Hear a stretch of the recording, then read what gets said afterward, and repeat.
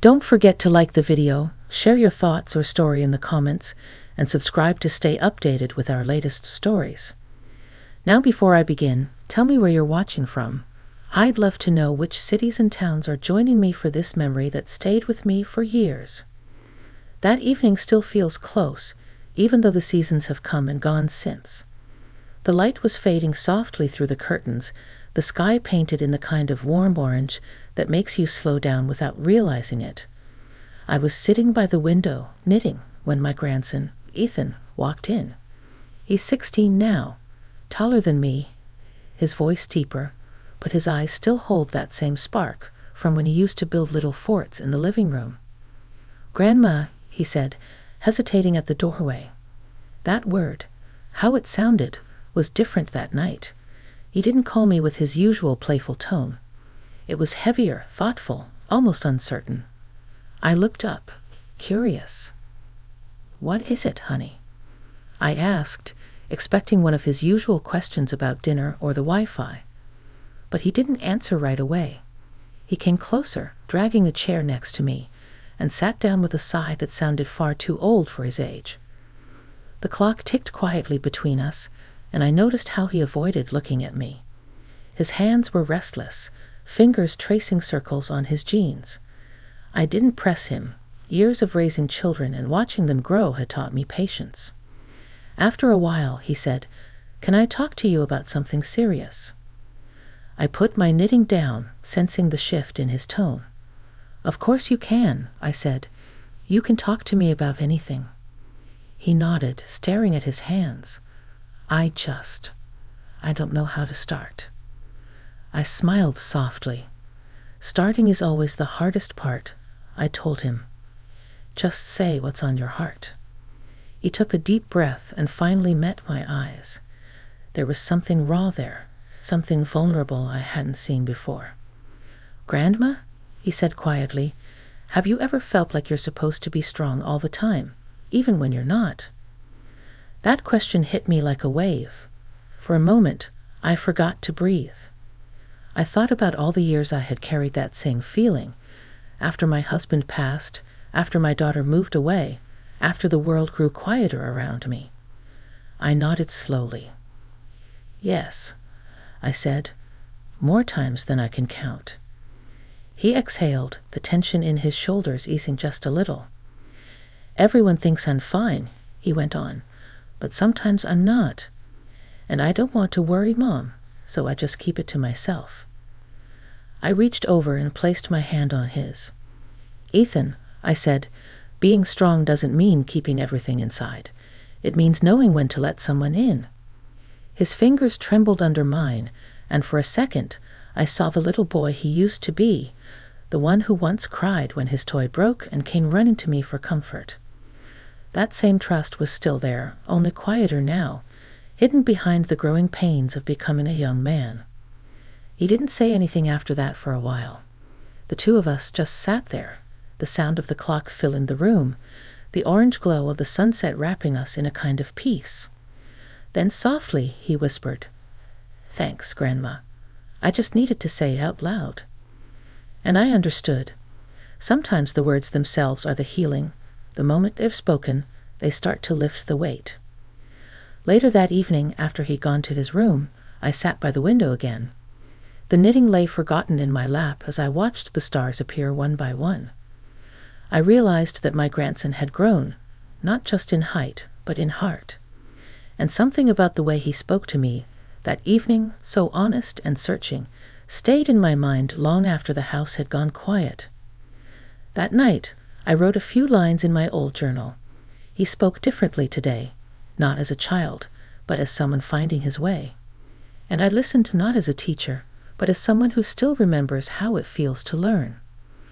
I didn't know then how much more that moment would mean later, or how that simple conversation would open doors neither of us expected. But that evening, under the fading light, I felt something shift, something gentle, but powerful enough to stay with me forever. The next morning carried a calmness that I couldn't quite explain. The air outside was cool, carrying the faint scent of rain, and the world seemed quieter than usual. I woke up thinking about Ethan's words from the night before, about strength and silence, about how he finally let something out that had clearly been pressing on his heart for a while. I made breakfast the way I always did, scrambled eggs, toast, and a bit of jam, but my thoughts lingered on him the whole time. He came downstairs later than usual, his hair messy, wearing that old sweatshirt he never seems to take off. I didn't say anything right away. I just smiled and poured him a cup of tea, the way I used to when he was a little boy who needed a gentle start to the day. He sat across from me, still quiet, the kind of quiet that carries thoughts too heavy to share just yet. Finally, he looked up and said, "I didn't sleep much, Grandma. I kept thinking about what I said last night." I nodded, keeping my voice soft. "That's good, sweetheart. Sometimes thinking about things helps you understand them better." He hesitated, then asked, "Did you ever talk to anyone when you felt like that? You know, when Grandpa passed?" The question pulled me back years in an instant. I could almost hear the sound of my late husband's laughter, the echo of it in this same kitchen. I remembered those long nights after he was gone, the ache, the loneliness, the strength I tried to wear like armor so no one would see how much it hurt. I looked at Ethan and said honestly, "No, I didn't, and that was my mistake. I thought I had to be strong for everyone else, but it only made it harder." He studied me, his eyes searching. "So what made it easier eventually?" I smiled faintly, stirring my tea. "Time, and people like you. When you were little, you'd come sit with me while I knitted or watched my shows. You didn't say much, but you were there. That helped more than you'll ever know." He seemed surprised. "I helped you?" "Yes," I said softly, without even trying. He didn't say anything right away. Then he smiled, that shy, boyish smile that reminded me he wasn't quite grown yet. "I guess we've been helping each other for a long time then." There was a warmth in that moment, one that filled the quiet space between us. I could feel how much he was growing, not just in age, but in understanding. Later that day, he offered to help me with some chores around the house. We worked side by side, dusting the bookshelves and rearranging old photo albums. I noticed how he paused when he came across pictures of his mother as a little girl, or his grandfather smiling in the garden. He traced their faces with his fingers and said quietly, "It's weird. I feel like I know them, but also like I don't." I told him, "That's because people keep changing, even in memory. What you remember is one version of them, but life keeps writing new ones." He looked thoughtful. "So that's why you keep all these old photos? To remember the different versions?" I nodded. "Exactly. To remind me that change isn't losing someone, it's watching them become." That evening, after he went to meet a friend, I sat alone in the living room and thought about what had unfolded over the last 24 hours. For so long, I'd worried that the younger generation was drifting away, always on their phones, speaking in short sentences, lost in a world that moved too fast. But that night before, and the morning after, showed me something else, that beneath it all, they still feel deeply. They still seek meaning, still long to be understood. When Ethan returned home later that evening, he stopped at the door and said, "Grandma, I told my friend what we talked about. Not everything, but some of it." He said he felt the same way sometimes. I smiled at him from my chair. "See? Talking helps more than we realize. You've already started helping someone else." He grinned, a little proud, a little relieved, and wished me good night. As he climbed the stairs, I whispered to myself, he spoke differently again today, not just with words, but with the kind of heart that's learning to listen. And as I turned off the lights, I knew that the quiet strength we shared would echo far beyond that single conversation. The following weekend, the house was unusually full of sunlight. It poured through the lace curtains, turning the dust in the air into tiny floating sparks. I had opened the windows to let in the spring breeze, and the faint sound of birds drifted in from the garden. Ethan was helping me tend to the roses, though helping might have been too generous a word. He mostly sat on the porch steps, pretending to scroll through his phone while sneaking glances at me every few minutes. After a while, he said, "Grandma, can I ask you something? But promise you won't laugh." I chuckled softly. "I never laugh at you, sweetheart." "Well, maybe just a little, when you wear those socks with sandals." He smiled, shaking his head.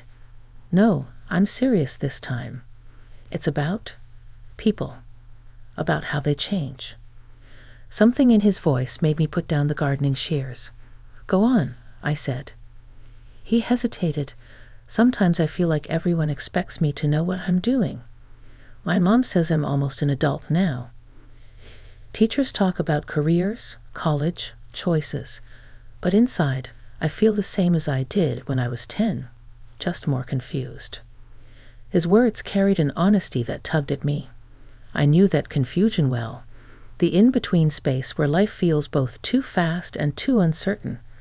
I wiped my hands on my apron and joined him on the steps. "You know," I said, "growing up doesn't mean having all the answers. It means learning to live with the questions."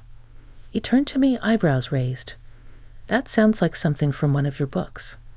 I laughed. "Maybe it is. But it's true. I used to think adulthood was about knowing who you are. Now I realize it's about becoming who you are over and over again." He looked thoughtful. "Even now, you're still becoming?" "Oh yes," I said, smiling at the horizon. "Every day, just at a slower pace." For a long while, we sat in silence, watching the light move across the yard. Then he said quietly, "You know, Grandma, when I talked to you that night, I thought you'd just say something simple, like, 'Don't worry, it'll be fine.' But you didn't. You actually listened." His words caught me off guard. "That's what people need most," I replied. "Not answers, just someone who listens." He nodded slowly. "I've been trying that with my friends lately.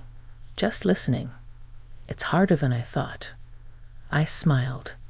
"It always is, but it's the kind of hard that makes you grow." He picked up a fallen rose petal and held it in his palm. "Do you think people ever stop growing inside?" I looked at him. His long fingers, the same shape as his grandfather's, his curious eyes, so much like his mother's. "Not the good ones," I said. He didn't reply, but I saw something settle in him. A calmness, a small understanding of the slow, patient kind. Later that evening after dinner, Ethan surprised me by sitting beside me on the couch with an old photo album. He pointed to a picture of me and my husband on our wedding day. "You both look so happy," he said softly. "Was it always like that?" I smiled at the photo, remembering both the laughter and the storms behind it. "Not always, but the happiness was real.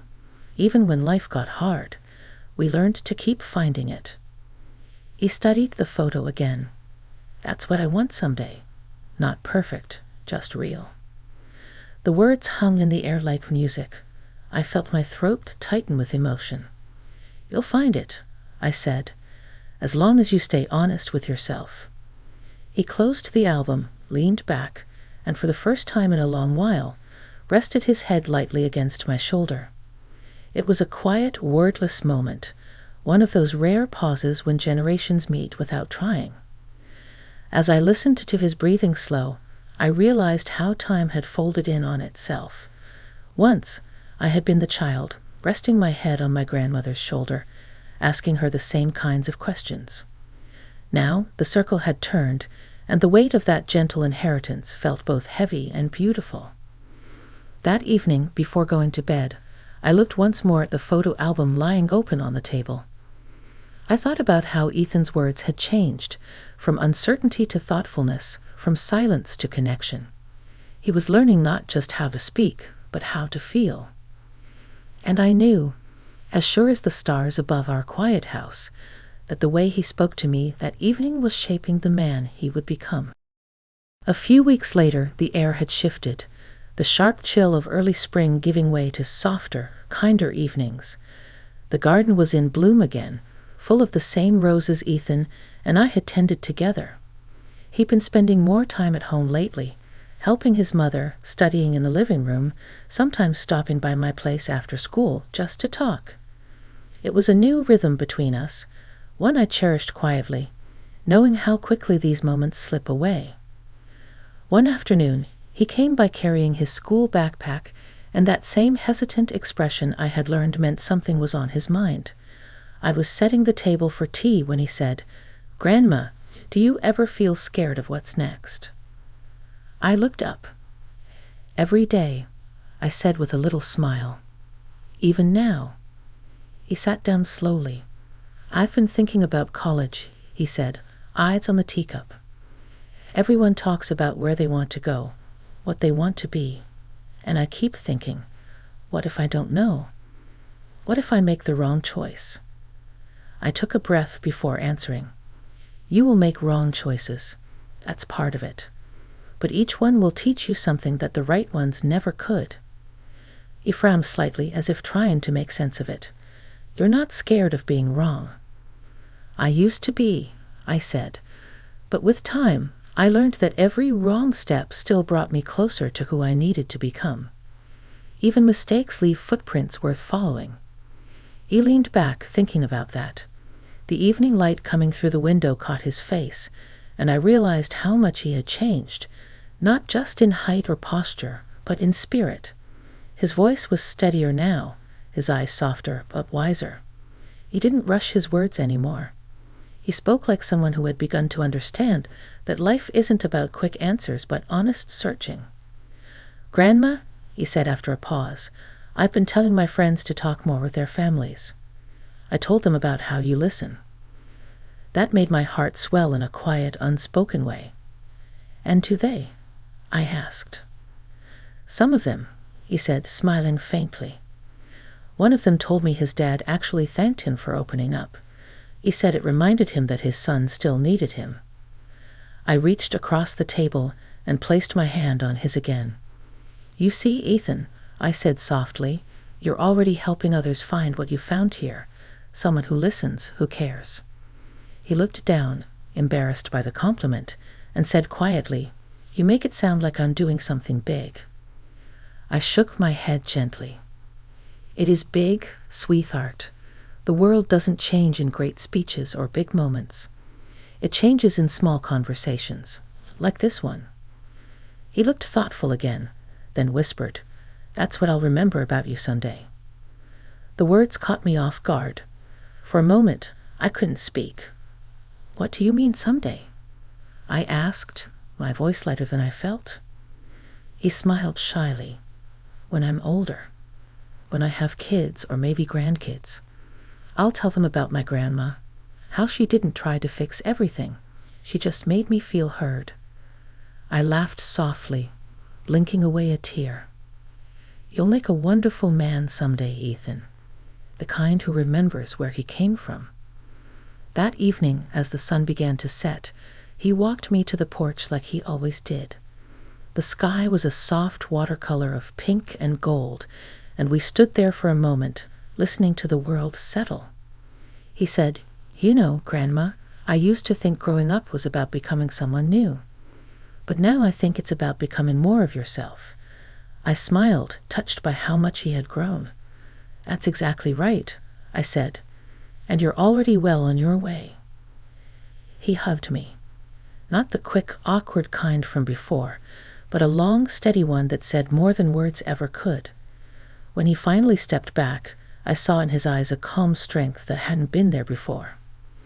After he left, I sat on the porch and watched the last bit of light fade over the garden. The air was cool, and the roses glowed faintly in the dusk. I thought about all our talks, the silences, the laughter, the quiet honesty between us. Somewhere along the way, my grandson had stopped speaking like a boy and started speaking like a man. And as I closed my eyes, I whispered to myself, that evening when he first spoke differently, that was the beginning. I just didn't know then how much we both would grow. The night settled gently around me, and I felt a peace I hadn't felt in years, the kind that comes when you realize that love, once planted, keeps blooming long after the words have been spoken.